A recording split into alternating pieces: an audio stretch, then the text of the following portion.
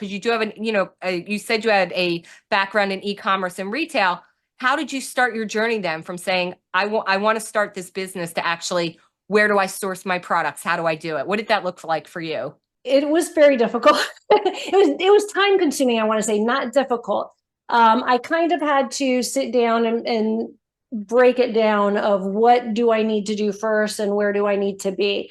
So I guess the first step that before I did anything else was to find out if these products really exist, because I'm not a maker, and not only that, there's so many different, I feel like I want to bring a lot of products together and support small businesses and women owned businesses as well. So I had to see if these products existed, and if they did, are they available to be resold? So I started with that, and just gathering that data, looking into, like, are people interested in this? Is it something that's trending on Google? Reaching out to the vegan community, just basically like that, just trying to gather more information. And then from there, starting to say, okay, this looks good. This looks like something that I can do. So let's get together, a business name, a website, and since I've built stores before on Shopify, I already knew how to do that part.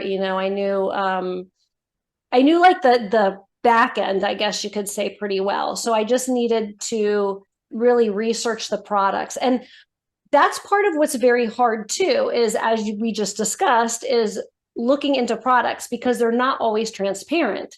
So I don't want to get anything from a company that sells leather, even if it's upcycled leather. So I might come across something that looks really cool, and I look and there's a bunch of, non-leather products. Some of them are not, I wouldn't call vegan leather, but they're just not leather. And they look really cool and they're sustainable and everything. And then all of a sudden I see, like, oh, wait, here's another section. There's upcycled leather. Can't do that. So that's probably the hardest part, has been looking into what bags to sell and what companies I can buy from ethically, as far as it goes. But that was basically my journey, starting looking for the products and then move towards actually building up the store and everything.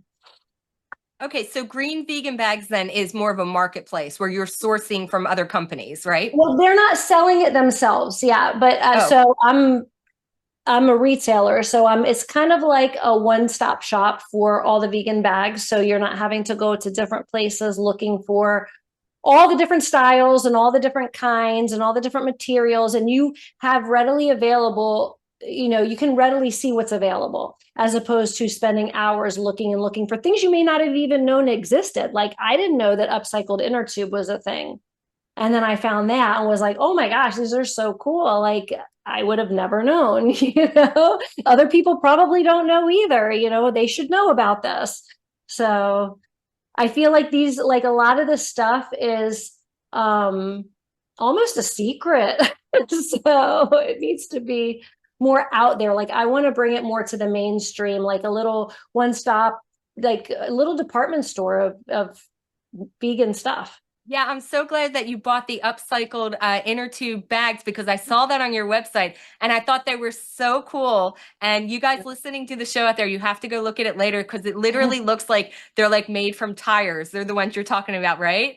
Yes. So, first of all, so super trendy and cool and edgy, which I love, because girl, I'm a punk rocker at heart. That's where, in my high school days, the girl I mentioned, she was my punk rock girlfriend, Joanne, out there, who, by the way, I forgot to mention, actually works for PETA now. Like, she's living the life. Oh, how Um, cool. yeah, so when I saw those bags, I was like, oh, that's so cool. They're like so, like, punk rock and trendy, and I really Yeah. love that.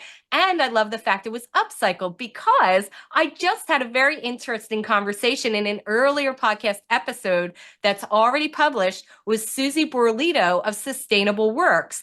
And what Sustainable Works does, they are a 501c3 that works specifically with businesses to help them turn their business to a more sustainable, what do you call it? Sorry, I just flubbed there.